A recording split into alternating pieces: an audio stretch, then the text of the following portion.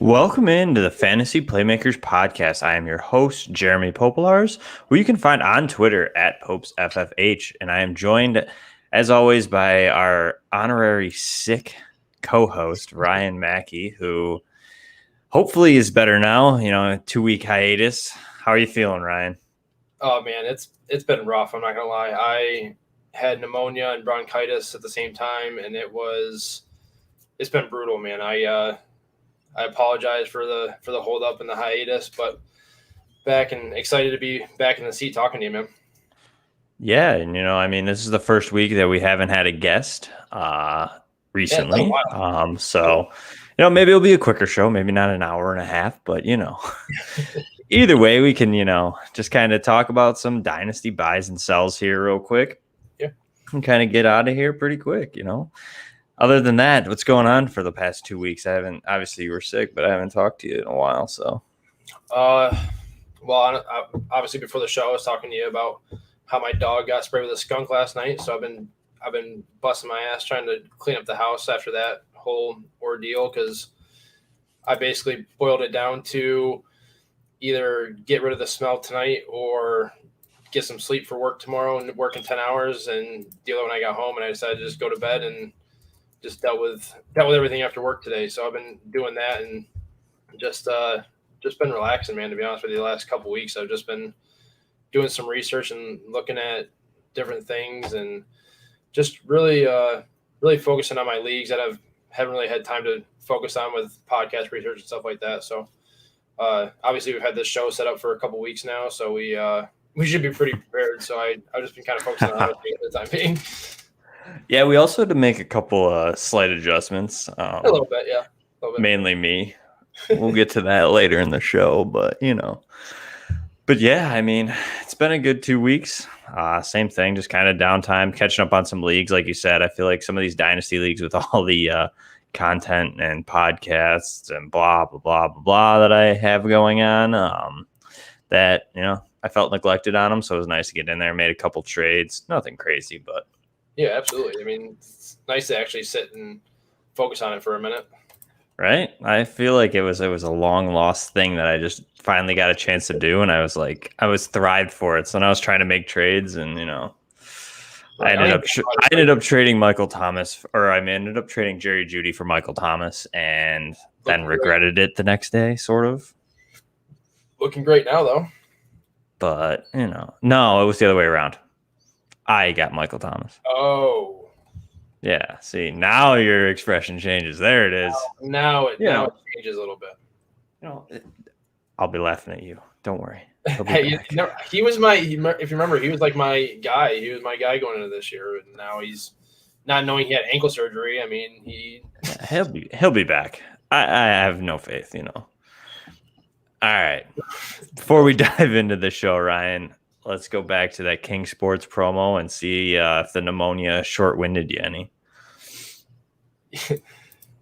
Yeah, as always, today episode is brought to you by King Fantasy Sports. Go check out the King Sports Draft Kit and get the advantage over the rest of your leagues this season. Be sure you're doing the right preparation and start your season off right. You get everything from rankings, breakouts, and values to busts and sleepers. Does your league have some funky settings? Learn how to make your own projections as well. Stop sitting on the sidelines and buy this draft kit today. The guide is only $8.99, and if you use our promo code Playmakers, you'll save an additional 10% off and get everything you'll need to not just compete but dominate your leagues this draft season.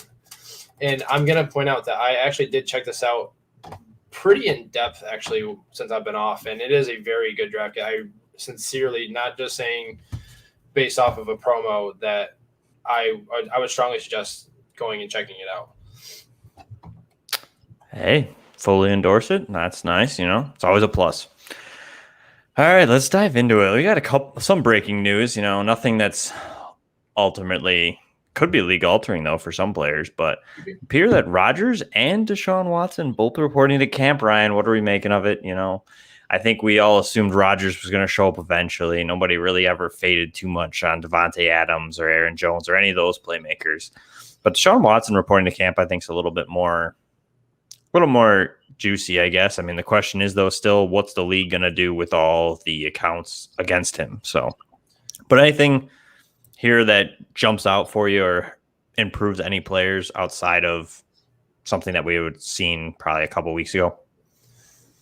I mean, honestly, not really, because I feel like is there any scenario where Deshaun Watson is not suspended for the at least the first half of the season at the bare minimum? I mean, with all the charges and stuff that have been pressed against him, I just don't see a way where he's playing a full 17 game season this year, even if charges get completely dropped. I mean, we've seen people get suspended for much smaller issues than this, and I just saw, I don't know if you saw it the other day, that like 10 more charges were pending against him that were filed to the police. So, I mean, it's just not looking good for him in terms of playing at all this season, if he plays at all. And I saw that they're wanting 3 firsts and 2 star players or something in that realm for him. And I honestly think that's just a hedge, knowing that nobody's going to pay that, and they're just going to be like, well, we tried to trade you, and they're just going to suspend him, and he's just going to be stuck there for the year. Yeah, I mean, I agree. I think that there's just I mean, it's fair. It's a rightful, I mean, to an extent, it's a rightful price. I mean, you have a top 5 quarterback in the league who obviously we don't know the legalities of it yet. Nothing's been proven correct or guilty, honestly, at this moment. So it's tough. I mean, how do you trade him? Because teams don't know that what he's going to play, or like you had said, is he going to be suspended for half the year? Is he going to be suspended for a year? What's the deal? But not only that, even if he does return and play this year, I mean, how much can we really expect out of him if he gets half the season that he's playing? You know, he's not going to be a QB1. I mean, for that back half, he might be, but is he going to be a little bit disconnected from the guys, you know, with no practice, nothing like that leading into it? So I agree. I think Deshaun Watson's still kind of just for this year, but I like Rodgers coming back. I mean, I really thought for a while there that he wasn't going to show up, and I thought that he was getting traded, and I think him showing up means that he's probably going to play as a Packer this year. I don't think he gets traded, and I think that just helps Devontae Adams again. He's going to skyrocket. I think Robert Tonyan could probably be a little bit more viable now, as well as any of those guys, you know, Amari Rodgers, Aaron Jones, A.J. Dillon. I think it just helps that Packers offense. They're just going to score more points with Aaron Rodgers than they would have with Jordan Love. So I think that's a big deal, personally bigger than the Watson news, because I just still think that, like you had mentioned, Watson's just kind of if he even plays. So, yeah, honestly, I think the big thing here is I think the people that took the gamble on Rodgers and the Scott Fish Bowl have got a huge vote of confidence in themselves now, because I think he went like the 6th round in my draft that I had. And I mean, him in a super flex league in the 6th round is insane. To think that he even fell that far. I mean, I think he went in the 1st or 2nd in my round at the tail end. I think someone went quarterback. I think he was in that. I mean, falling to the 6th is crazy just in general.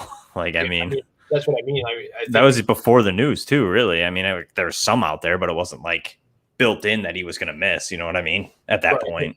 And I would have taken him, but I went 2 guaranteed things in the first 2 rounds. I think I went Herbert and Dak my first 2 picks. So I already had 2 guys locked up, so I kind of just let him fall and gamble other places. But I made a mental note in my head, like if he falls anywhere past if I'm stuck in a position where do I choose this guy or this guy, I'm just going to go with Rodgers and just take the gamble at that point. But he ended up getting taken, obviously. So. Yeah, I went the route with 2 quarterbacks for Scott Fish, so we'll see how it goes. You know, hopefully Dak doesn't get re-injured and Tannehill makes it the year. Otherwise, see you later. I drafted Davis Mills as my very last pick, and he's my 3rd quarterback. So, see, you know, you were listening to me a little bit too much. It's a really risky strategy. I'm going to tell you that. It's a little risky, but and I drafted no kickers. Oh wow. Linda's in my division, so if I would didn't draft a kicker, I would have felt a little not representing enough. You know what I mean? So, although she did steal Tyler Bass on me, little bitter about it, but whatever. Anyways, let's go into a dynasty buy. We kind of based this off of startup ADPs. Ryan, I'll let you lead us off here. You have a Carolina wide receiver as one of your dynasty buys right now. Who is that Carolina wide receiver? Yeah, I got DJ Moore as one of my dynasty buys as of right now. Dynasty startup ADP at wide receiver 13. He's wide receiver 15 is super flex. And we talked about this. You had sent me the ADPs because I was being cheap and didn't get my DLF subscription, but I ended up breaking down getting it anyways. But you sent it to me, and I was kind of confused on why these position players were fluctuating depending on super flex or non super flex. But it is crazy, isn't it, to see that? It's weird. I was looking at it and I was like, why is he sending me this? Like, yeah, not overall ADP, but like actually positionally, they were different too. And I was like, this just seems strange. Yeah, I didn't understand that. But anyways, DJ Moore, okay, he's been productive regardless of the QB that he's had, which if anyone is counting, he is now up to his 7th different quarterback. He's had Taylor Heineke, Kyle Allen, Will Grier, Teddy Bridgewater, Cam Newton, PJ Walker, and Sam Darnold. So 6 different quarterbacks that he's played with. 6 different quarterbacks he's had so far, 7th coming in this season. And if the Panthers can protect Darnold, I expect him to be an upgrade over Teddy Bridgewater, even though I expect him to be less accurate. I expect him to take a little bit more chances, a little bit more risk downfield. And DJ Moore I can't remember if he was up at the top, but he was near the top with the 18 yards per reception clip. And he was just a touch under 1,200 yards and on only 66 catches last season. And that's with Teddy Bridgewater as his quarterback. He just turned 24, and only 4 players in NFL history have more receiving yards before the age of 24 than he does. Randy Moss, Mike Evans, DeAndre Hopkins, and David Boston, who was a surprising name on that list. But if you remember correctly, he had 2 really, really good years in Arizona. He was a first-team All-Pro and led the league in receiving yards in 2001. And then he ended up getting injured, and he didn't really do much after that. But a crazy stat that I saw from Roto Underworld on Twitter, DJ Moore has 149 first downs on 208 career receptions. I read that stat, and I could have sworn that it was a typo, because that's just insane to me. I mean, that's 72% of his catches go for first downs, and I don't know. That's just crazy to me. Like I can tell you why. Why is that? Because he's busy getting the first downs and not scoring touchdowns, and that's the reason that he's wide receiver 15, and he's probably going to be there still. Like, you know what I mean? Are you any worried that Carolina's not going to score any more passing touchdowns? It's back-to-back years. He only had 4 receiving touchdowns. I'll give you that. The talent's there. I mean, the targets, the receptions, the yards, everything's there. I think the only thing holding him back is the touchdowns. So it's like, do you know what I mean? Do you think they're going to be better where he scores more touchdowns, hypothetically? Well, here's the thing. I think that is more dependent on his quarterback play than anything else, because Carolina's quarterbacks over the last 2 seasons have only thrown 33 touchdowns for the last 2 seasons combined. And so his eight touchdowns that he's had over the last 2 years is 24% of the passing touchdowns that they've thrown. And that's just a touch under DeAndre Hopkins and more than Stephon Diggs has over the last 2 years in terms of percentage of his team's passing touchdowns. So, like I said with Darnold, if he's an upgrade to Teddy Bridgewater and he's able to throw even 32 touchdowns or something like that, he's already at 8. He's at 8 touchdowns, depending on his previous history of his scoring percentage for his team. So, and if he does that with his targets that he's likely going to get, and he had a huge drop in catches. I'm not 100% sure why. I don't know if it's Robbie Anderson edition. I don't know if it's Teddy Bridgewater, but he had 87 catches in 2019 when he was playing out of the slot, and only had 66 catches last year when he was playing on the outside more. So with the addition of Terrace Marshall, that might be able to allow Moore to slide back on the inside into the slot a little bit more. And if, like I said, if Darnold can throw that 32 touchdowns, DJ Moore could easily have a top 8 wide receiver finish if he can score some touchdowns. 8. Wow. I'm not as high on DJ Moore. As you could tell by me pushing Ryan a little bit, but I don't know. I just don't see him scoring more touchdowns. And the basis is the guy in the backfield. I mean, Christian McCaffrey just kind of, once they get inside the 10, they're ready and they're willing to hand it to this all-pro that just has always been there for him. So I don't know, but I agree. I think if he can get to that 8 touchdowns, I definitely think he'll probably be a wide receiver 1. He's always been a fringe with 4. So you add 4 more, that's another, most leagues, they're 6 points. So that's another 24 points. That probably would definitely push him at least a wide receiver 12. Well, plus yards and catches. Yeah. So I mean, Well, yeah. So yeah, actually, yeah. So if you say 4, so you're 28, you figure 5, 6 yards. Yeah. So you're probably touching probably 30, 35 more points or so, if not more. So probably yeah, I definitely think he could push it. But I think that's a big question. It's just touchdowns, and it always has been for DJ Moore. So yeah, it's only year 3. It's not like he's been in the league for 7 years and he's had 3 or less or 4 or less touchdowns every year. You know what I mean? Like it's I mean, he hasn't had more than 4. Yeah, but you're saying he's worried. You're worried about CMC. He had 4 with him. He had 4 without him. So I mean, what's stopping? Yeah, and Mike Davis had 7 or 8. Oh my goodness. I know. Don't worry. I don't like Mike Davis either. I'm just saying that was the game. Do you know what I mean? They run the ball once they're down there. So that offense does roll through CMC and whoever they have in the backfield back there. But like I said, if I just see Darnold as an upgrade to the quarterbacks that he's had in the past, and especially recently, like Cam wasn't really Cam anymore at that point when he got with him. So I just see him being an upgrade, and if they can form a connection, then it's just my opinion on what could happen if he reaches that threshold. You know what I mean? Oh yeah, I can get behind that for sure. All right, we'll move on to my super awesome buy. Way better than Ryan's, but David Montgomery for me, guys. Huh? I'm gonna kill your buy. Oh yeah, here we go. And let me guess, you're gonna be all about Tyreek Cohen's back. They added Williams. They have drafted Khalil Herbert. I'm not worried. Cohen's on PUP again already because he's not ready to come back from that ACL totally yet. And to me, he's getting drafted right now as RB22. His market on the trade point side of it isn't much better. It's not like he's worth much more. People I think are just so soured from the name. But I mean, last year he finished RB6 from weeks 11 to 16 in the playoffs. He was RB1. So yes, he played an easy strength of schedule during that time span, but other people did too, aka Jonathan Taylor, and we want to hype Jonathan Taylor. So why not hype David Montgomery? But yeah, as far as I'm concerned, I think these guys that they added are pure depth adds. I think last year they lost Tariq Cohen and then they possibly lost David Montgomery for a minute, and they got scared because their next option was Cordell Patterson and Ryan Nall. So I think these guys were added on a basis of just pure protection, as if David Montgomery goes down again this year, they have somebody back there. And you've seen it already. Matt Nagy's been saying that David Montgomery is going to see 20 plus touches possibly this year.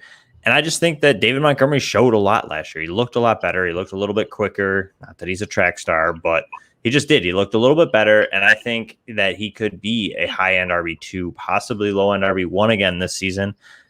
And I mean, you're getting him at basically almost RB3 price. So for me, I'm all in on David Montgomery there. And I'll turn it over to Ryan to let him supposedly bury it. So here's the hatchet.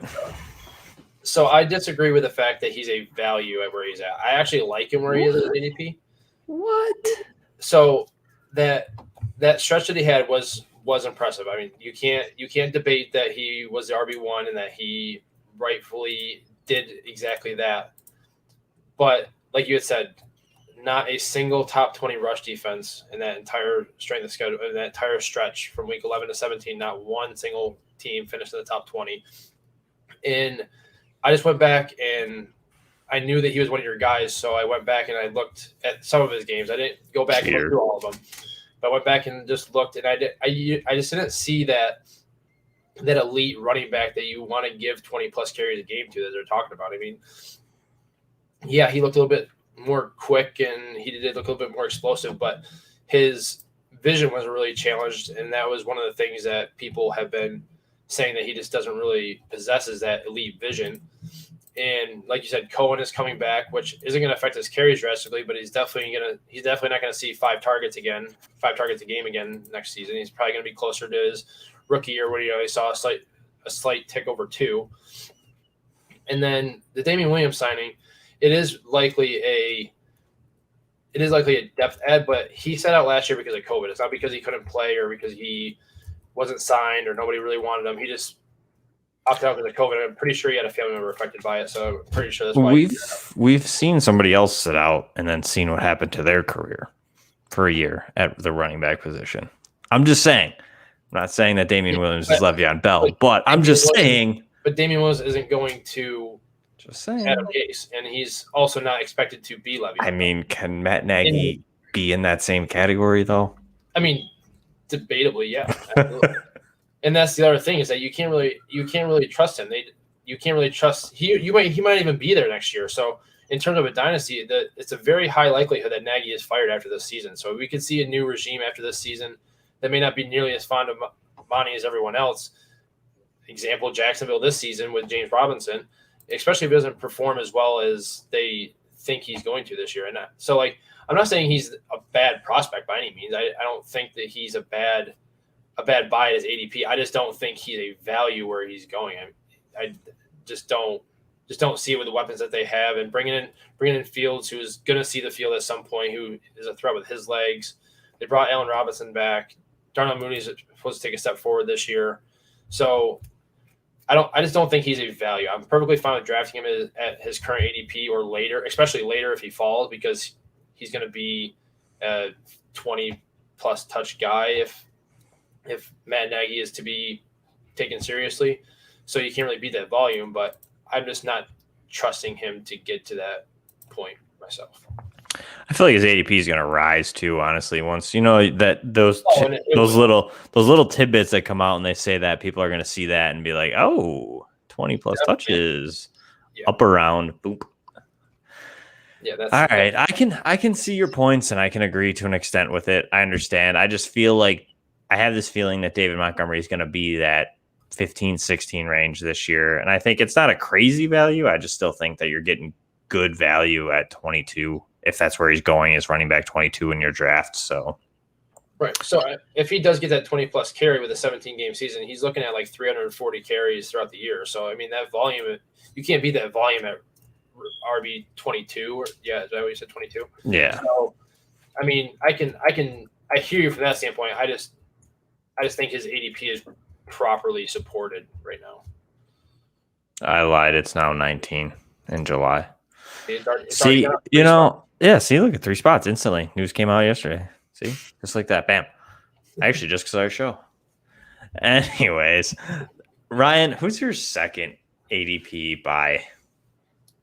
So I feel like this guy's probably on a lot of people's buys, especially now. But mind you, this was like 3 weeks ago that we were doing the research for this show. So my second buy is Ryan Tannehill. He's currently QB 15, QB 12 in Superflex. Again, doesn't make any sense. I don't understand that. But he's a guy who just added Julio Jones to an offense that was already second in yards per game and fourth in points per game last season, with a superstar duo with Julio and A.J. Brown, and actually a trio now with Derrick Henry. And I think Julio coming there is going to add a whole different dimension to that offense. I think, especially in terms of their play action, Tannehill's one of the best in the league when they run play action. He was third in passing yards and yards per attempt while throwing 11 touchdowns off of play action last season. And he's also got a relatively high rushing floor. I mean, he's averaged 6 rushing touchdowns since becoming the starter in 2019. So he's one of those guys that you can draft later on, as opposed to if you don't want to draft quarterback early like I normally do. He's one of those guys that you can wait on a round or two more and still get basically the same production. I mean, he had more top 5 finishes last year than Patrick Mahomes and Lamar Jackson and there was somebody else. No, there's one other quarterback, but he's just been a steady, consistent guy, and I think he's going to finish as a QB1 this season, especially with the addition of Julio. Bravo. I am 100% agreeing with you. I love Ryan Tannehill, especially at his ADP right now. And even his value, I think his value is a little bit higher on the trade market. I'm sure quarterbacks are hard to pull, especially in a super flex league. But I just think that Ryan Tannehill is great. I think he's Mr. Consistent, especially in Tennessee, since And now, like you said, the addition of Julio Jones is definitely going to help. I think if not, it's going to be exactly what Corey Davis was. And we saw what Ryan Tannehill gave you last year. So that's plenty enough for me at his ADP. I think he's a good option, especially if you can get him as your QB2, like Ryan had said. If he kind of falls, maybe you go quarterback, or maybe he falls to you if you start out with in that high range. You're at pick 1 through 3. Maybe he falls to you in 3-3, and you can go quarterback, running back, quarterback. I like it. I think it's a great buy. I think that Ryan Tannehill's in line for a lot of work this year, and I do think that they will definitely be a little bit pass heavy. The defense is still questionable, and they didn't upgrade it, so I am for sure all in on Ryan Tannehill. Yeah, I was going to mention that too. The fact that I think they are going to try to alleviate Henry's workload a little bit, so I think that'll lead to at least a handful more of passing attempts a game for Tannehill to use as new toy. Yeah. And why wouldn't you? You bring in Julio Jones and you have AJ Brown. I mean, if you're not passing at least a decent amount, I mean, there's some questionable play calling going on. Right. I mean, I know they have Derrick Henry, but still. For me, I'm going to go to the wide receiver position here for my second dynasty buy, and that is T. Higgins. For me, I mean, whose value's fallen further, I think, since the draft? I mean, you can't argue. You could easily argue that T. Higgins' value has fallen the furthest. I mean, he was a guy that everybody was expecting to be like lights out next year as the top option in Cincinnati. They're not going to draft Chase. They're going wide lineman. They're going to protect Burrow, blah, blah, blah. Higgins is the guy to own there. To all of a sudden, oh my God, Jamar Chase is there. He likes Joe Burrow. Joe Burrow likes him. Oh, wow. T. Higgins doesn't exist, but he still does. And I think T. Higgins, with an extra year ahead of Jamar Chase, and obviously the size, and just purely, he showed last year that he's a big-bodied guy who in the red zone was just a machine. And I think that for me, T. Higgins' value where he's going, which has fallen even further in July. I had him at 21 in June. It's now 24 in July. And to me, especially in a dynasty, that's just crazy. Why is he going so low? I understand that when you're building a dynasty, you're starting out and you want to still be relevant in year one. But year one, you're talking about taking guys like Mike Evans. You're taking guys like Cortland Sutton, who's a big question mark. Those two really are the only ones. I mean, Chase Claypool's going ahead of him. Brandon Ayuk, Juju Smith-Schuster, all ahead of T. Higgins. And I feel like those guys have more question marks in their career and are also 3 to 4 years older than T. Higgins. So for me, I think that T. Higgins, no matter what, so say we have the three-headed monster year one, Higgins, Boyd, Chase. Year 2 comes around here with Chase, and it's going to be T. Higgins and Jamar Chase. Most likely Tyler Boyd will get phased out. He's going to be 27, I believe, next year, or 28. So for me, I think I'm taking this discount right now on T. Higgins, who's at least going to be a 1A or 1B in 2 years from now, versus a guy like, say, Mike Evans, who's a wide receiver 1 now, who's nearing the end of his career, or even say a Juju Smith-Schuster, who really hasn't proven much. You know what I mean? He had that opportunity to be a wide receiver 1 and kind of failed. I think T. Higgins has the mold to be that wide receiver 1. I think he kind of showed it last year when they had the issues with AJ Green, who really just kind of fell off the face of the earth and just kind of took over. I mean, I know Tyler Boyd was still there, so it's arguable, but I just think that wide receiver 24 to me just seems like crazy value for T. Higgins personally right now. I think that I don't remember what it was, but I feel like if you looked back at ADP, probably in April, he was probably closer to 15 or 16. He had to be. Probably, yeah. And I mean, in comparison, July right now, Jamar Chase is wide receiver 10. 14 spots. Yeah. Dynasty startup right now. Wide receiver 10 is Jamar Chase.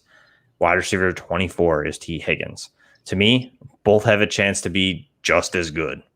We don't know what Jamar Chase is going to be in the NFL. He opted out last year, and the only season we saw was on a loaded LSU team.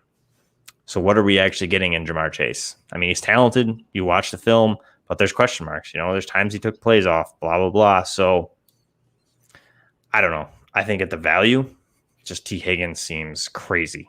14 spots behind Jamar Chase. Yeah, I agree with you here on this, man. He I mean, he already showed he had a great rapport with Joe Burrow straight out of the gate.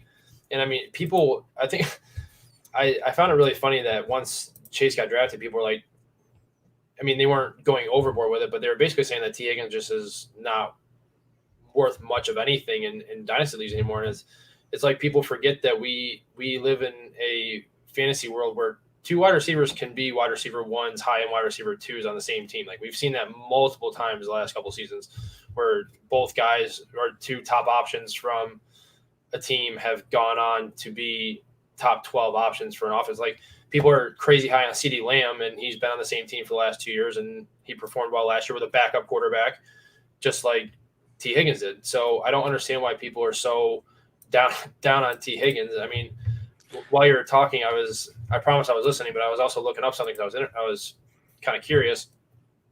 Just some trades that have happened since that July 24th. T. Higgins straight up for Robbie Anderson. T.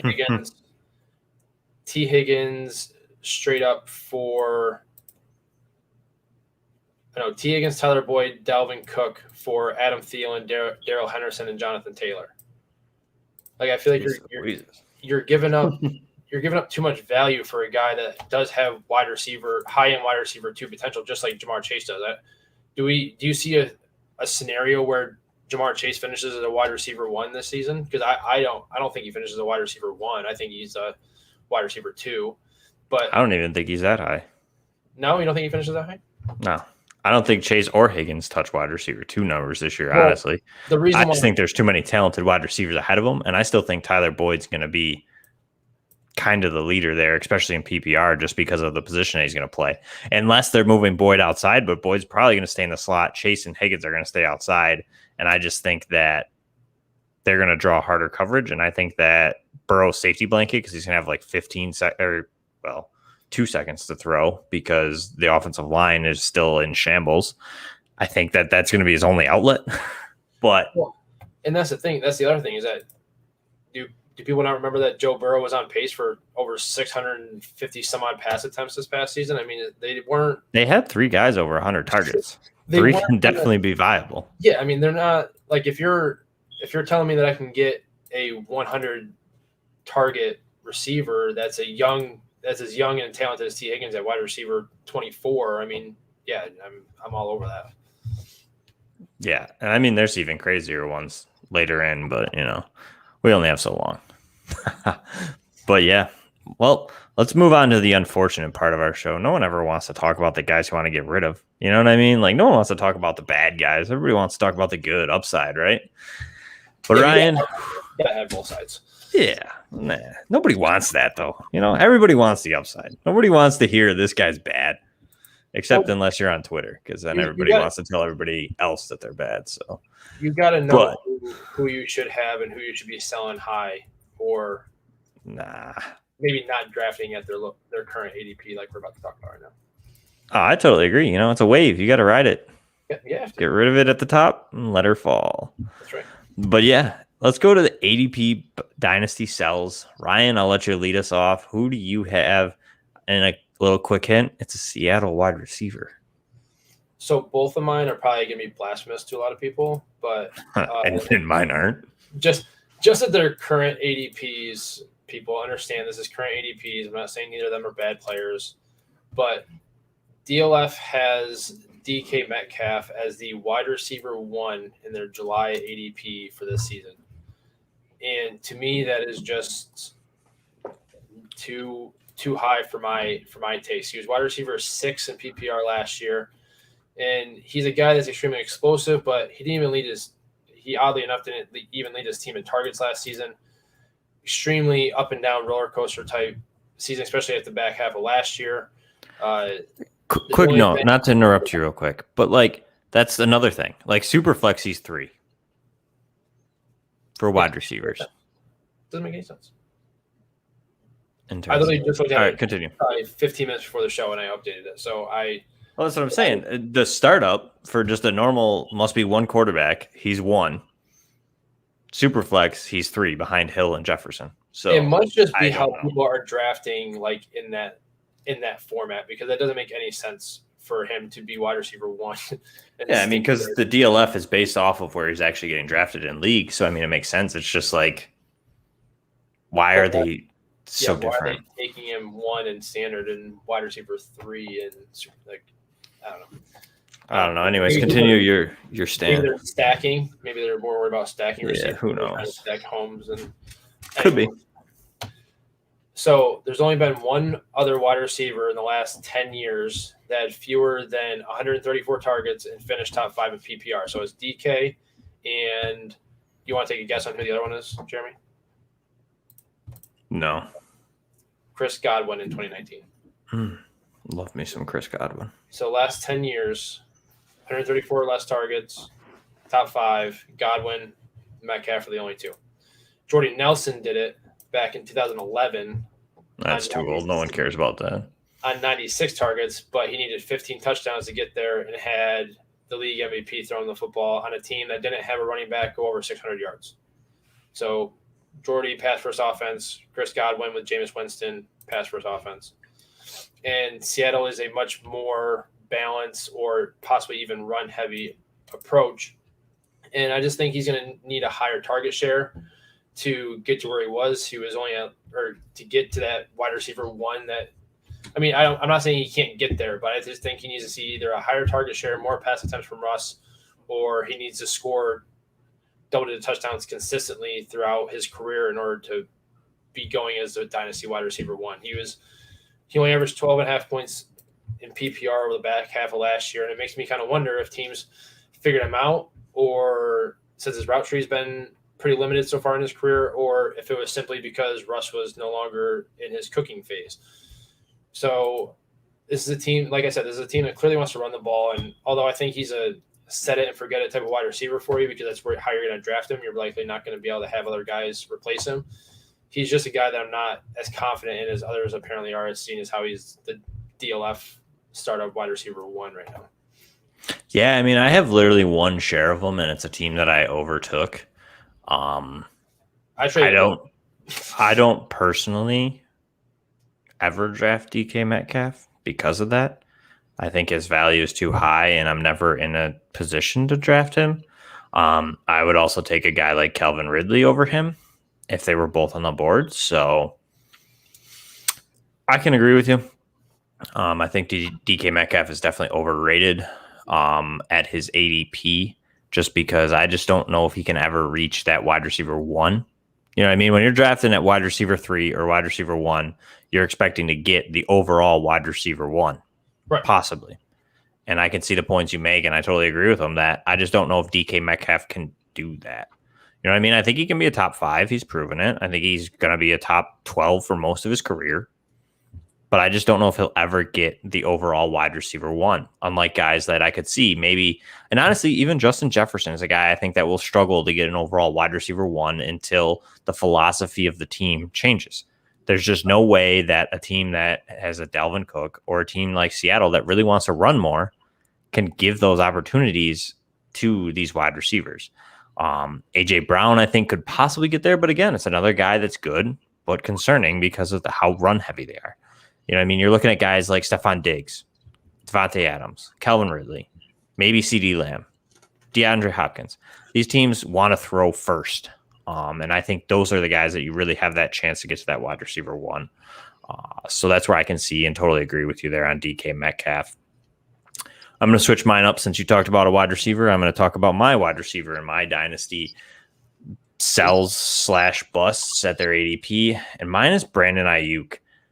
Guys, I like Brandon Ayuk. I think he was a good talent last year, and I think he hit and struck gold for a lot of guys in rookie drafts for Dynasty. But right now, at his ADP of wide receiver 19, I'm completely out. I just think I'm worried that, yeah, okay, Trey Lance is coming in, but how much are they really going to pass? Kyle Shanahan's not going to all of a sudden get Trey Lance and be like, we're throwing 700 attempts a year. And even at that, I really feel like the pecking order is still going to be George Kittle, Deebo Samuel, and then Brandon Ayuk. I think Brandon Ayuk's going to play outside and out wide more, a more traditional wide receiver, because he's better that way. However, Deebo Samuel is going to get those gadget type touches that are generated by Kyle Shanahan because that's what they want the offense to do. So Deebo Samuel is not going to disappear. George Kittle is not going to disappear. George Kittle is a freak.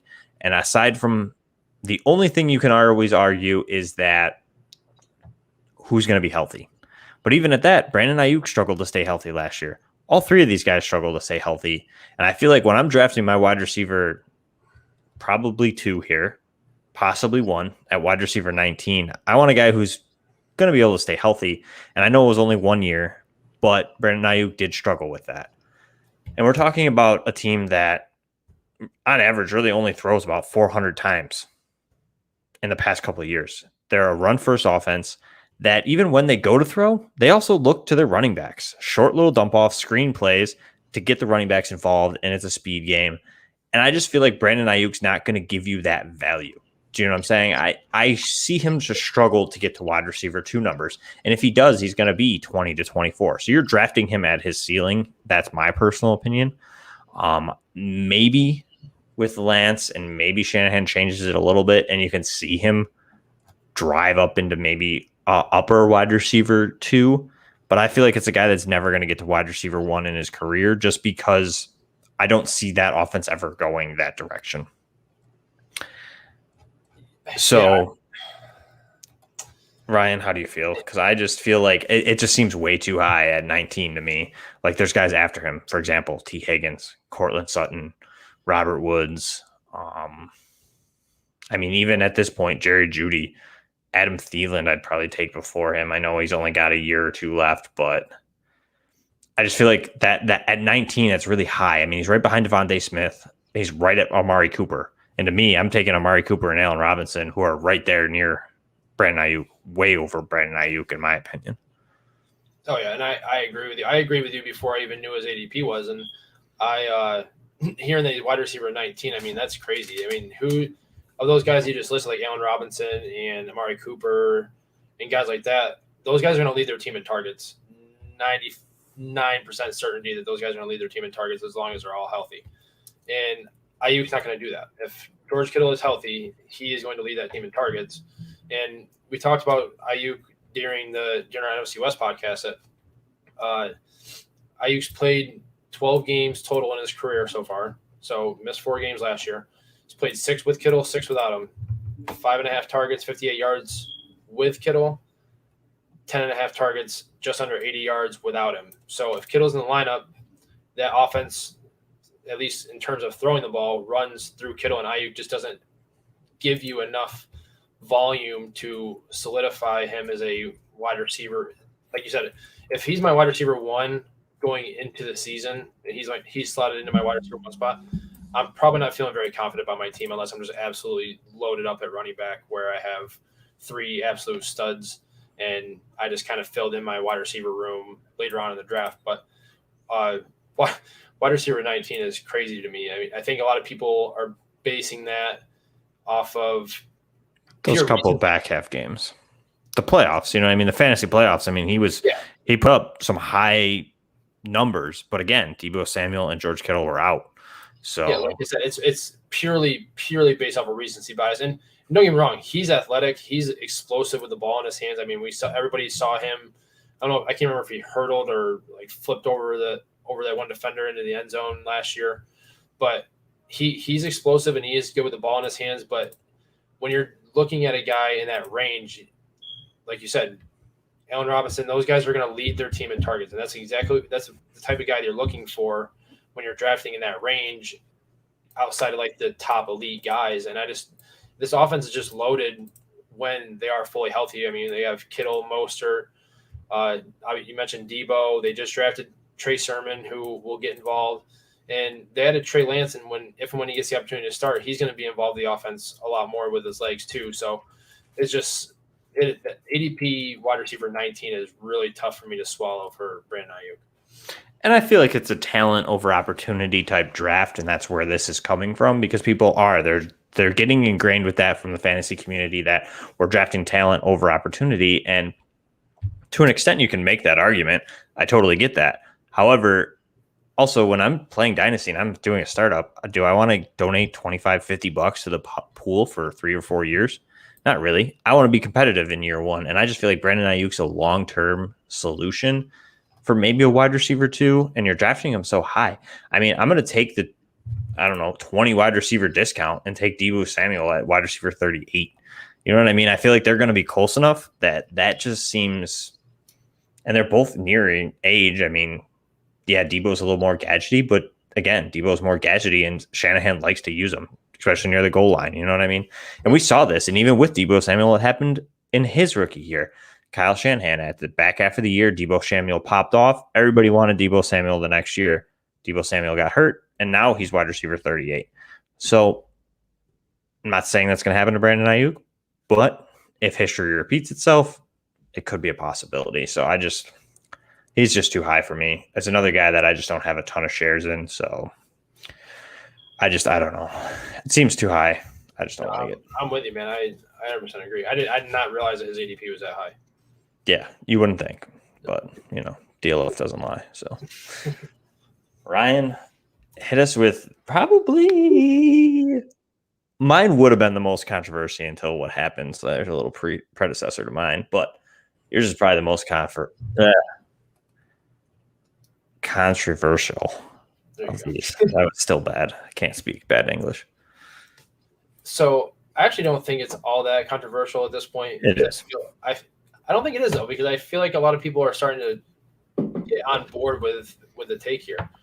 So you're lucky that only 3 or 4 people probably watch this podcast. Otherwise, you'd be banned from Twitter. Actually, you know what? I actually joined a random league with a guy that listens to our show. Well, there you go. Look at him. I'm not even kidding. He was in my sleeper messages and was talking to me about it. I was like, oh. Cool. That's pretty sick. I haven't had that occurrence yet. Somebody do that, please. Anyway, seems like we made it now. I'm good. So currently the tight end 3 in PPR Dynasty startups, and he's tight end 2 in Superflex. Again, makes no sense. I'm going to keep mentioning it because it doesn't make any sense. But it's Kyle Pitts. And it's not that I don't like Kyle Pitts. I think he's a freak athlete who went to a high-powered offense and a team that just lost Julio. However, I cannot validate taking a rookie tight end at overall pick 29 or pick 37, which he's going in Superflex. And it might even go higher if he has a big preseason performance. You know very well that all it takes is for him to have one multi-touchdown game or one huge – Dude, week 1, if he scores a touchdown, if he's like wide receiver or tight end 5 week 1, he's going to be untouchable. He could have a Mike Evans 2 for 2 and 2 touchdown game, and everybody is going to lose their absolute minds over this. All right, Twitter will break. Twitter will literally shut down if Kyle Pitts has servers explode.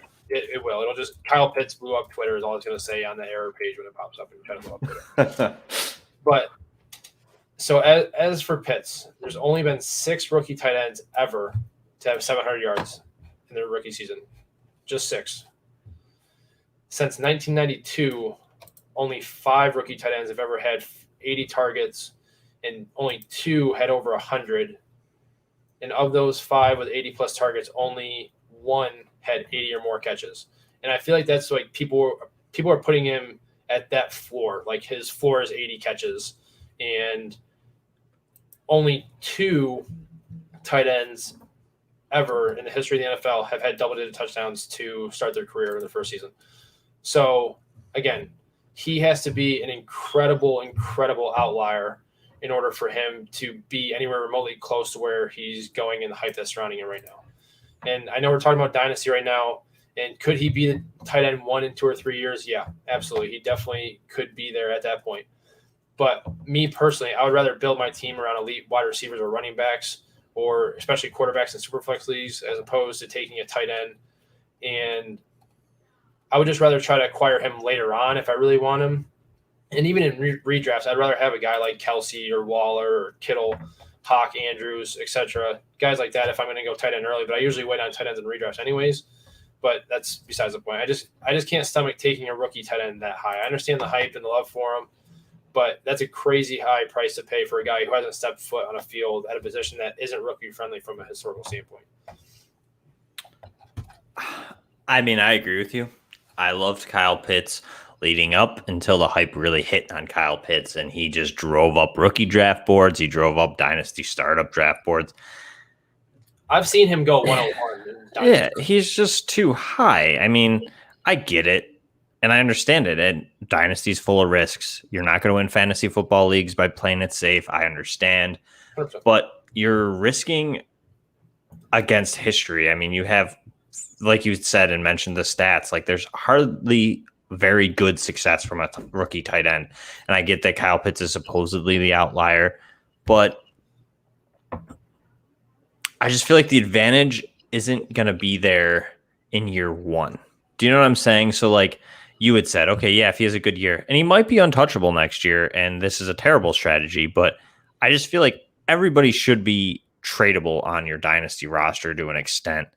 And why not try and trade for him in a year or two? Or even that, I would honestly wait and trade for him until this offseason. Because if he doesn't get 80 catches and doesn't finish a tight end one, Twitter will also explode. Because I guarantee you so many people are going to be just so bitter. I mean, his name and the presence that he brings on the Twitter sphere and also in your dynasty leagues may hold his value, and he might not be like an easy sell for people in year one because they're going to know, okay, tight ends do take some time. I'm going to wait year two or so, a la TJ Hawkinson.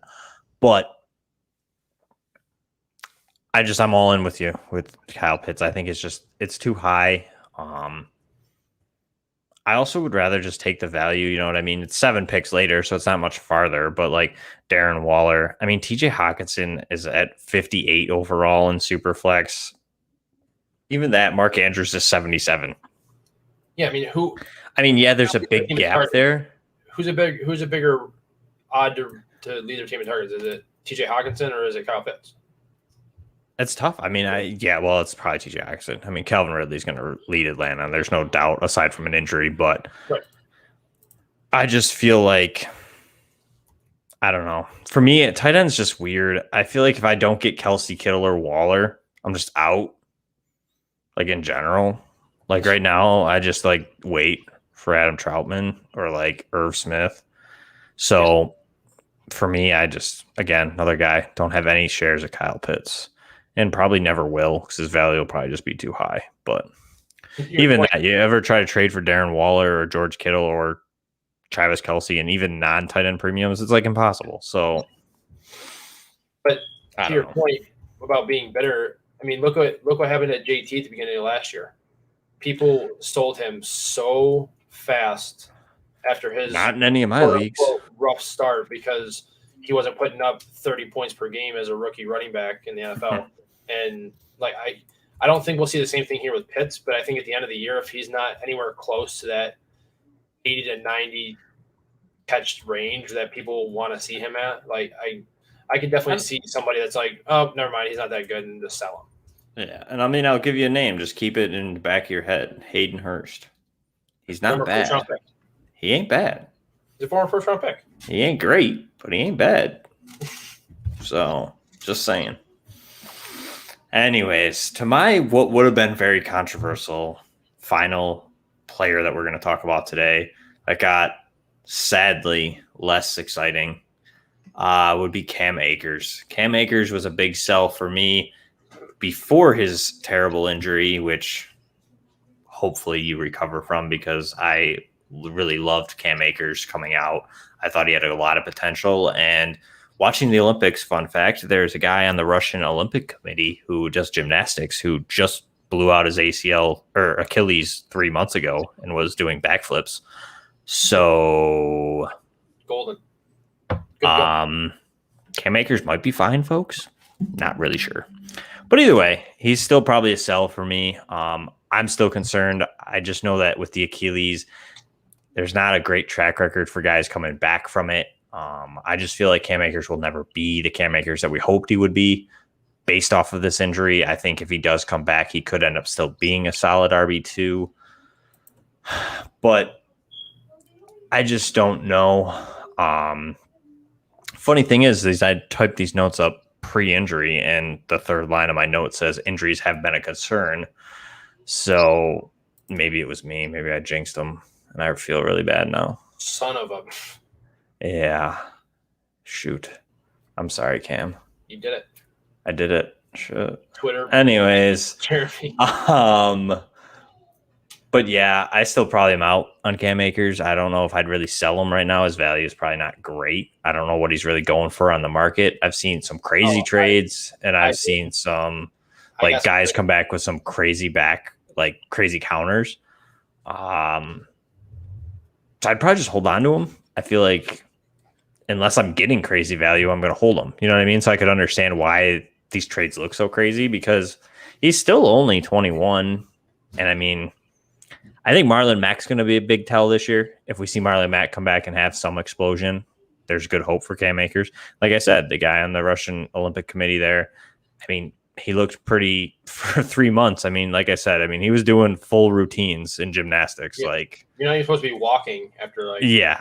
He's not even cleared, they said on the broadcast. He's not even cleared. He didn't even care. He's like, no, I'm going to the Olympics. So, and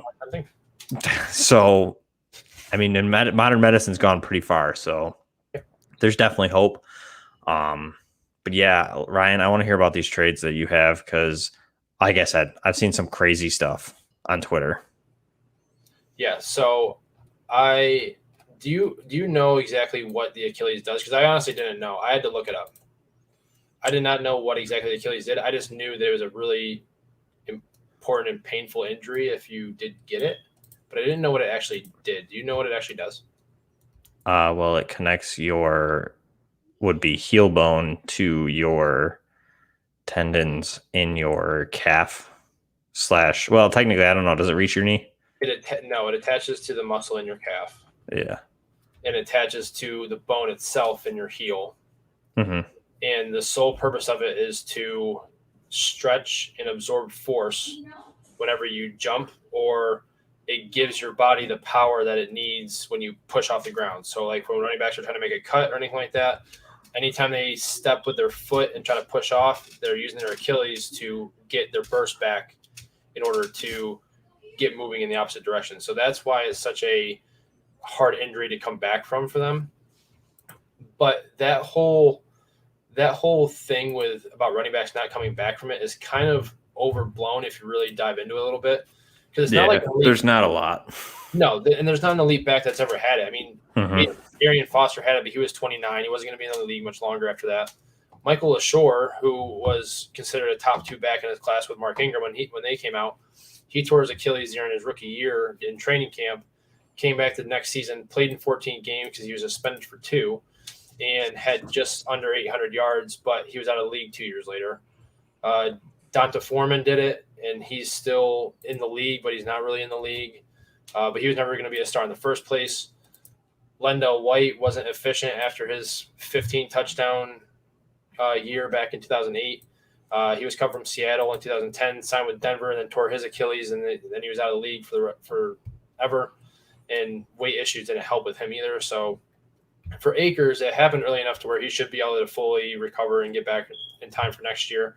And there was a time not that long ago where we thought ACLs were career killers for backs, and now it's not really in that same category anymore. I know ACLs and Achilles are a lot different, but I mean, Michael LaShore was able to come back and, like I said, have a pretty productive sophomore season, and that was 10 years ago. So medical advancements obviously have made the surgery a lot easier and a lot less invasive, but I'm obviously not willing to say it's going to be a non-factor due to what the Achilles does for your body. And I'm not buying him at his ADP as it stands if I were drafting today, but he's a hold for me if he's on my roster, unless he was the guy that I really needed to get me into a title for my leagues. But in terms of trades, I was curious because I knew that we would mention it. So I found 3 trades that were involving him recently, and so Cam Akers in a 23 second for a 22 second. Cam Akers straight up for Nyheim Hines, and Cam Akers and David Montgomery for Aaron Jones. So basically, it seems like his trade market value has just absolutely plummeted to nothing if Which is crazy because I've heard some people that have told me and reached out on Twitter or in just group chats on Twitter, and they're coming back with like crazy offers of like they want like firsts or multiple firsts for cam makers, even though he's still hurt. So that's purely based off of name value. They're hoping that somebody didn't no, they knew. I mean, it was obvious. It was a couple days after, but that's interesting. But again, that's knowing the price in your leagues. You know, you can sit here and you can argue anything. I have a guy who reaches out a lot on Twitter too, and straight up is that every time he goes, he was trying to get a second running back, second tier, like Chris Carson's, David Montgomery's, blah, blah, blah. He was offering a first and a second, and not a single person in the league would trade a running back for it. So it goes off of, I guess, your own league's value, you know. Cam Akers straight up for Nyheim Hines. Yeah, I mean, yours were crazy. I mean, the one that was at 2 seconds in Cam Akers was basically the add-in, throw-in free piece.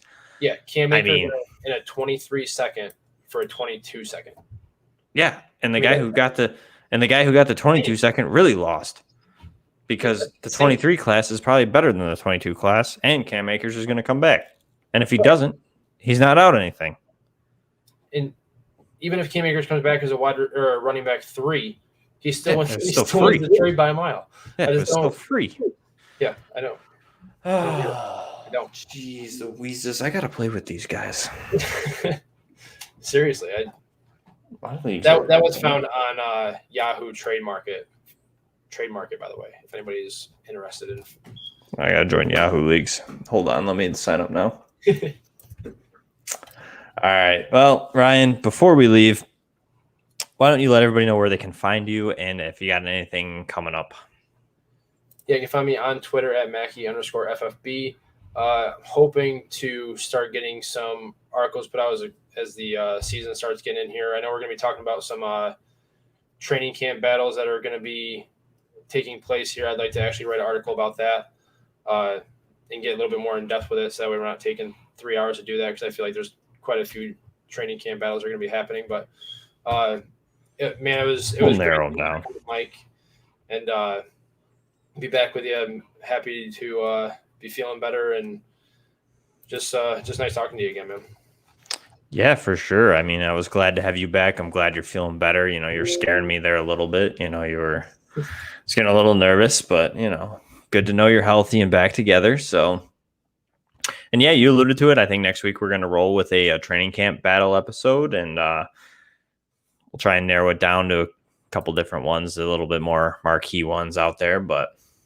And if you want, you can find me, your host and co-host, Ryan. You can find on Twitter at Mackie_FFB. You can find me, Jeremy, at PopesFFH.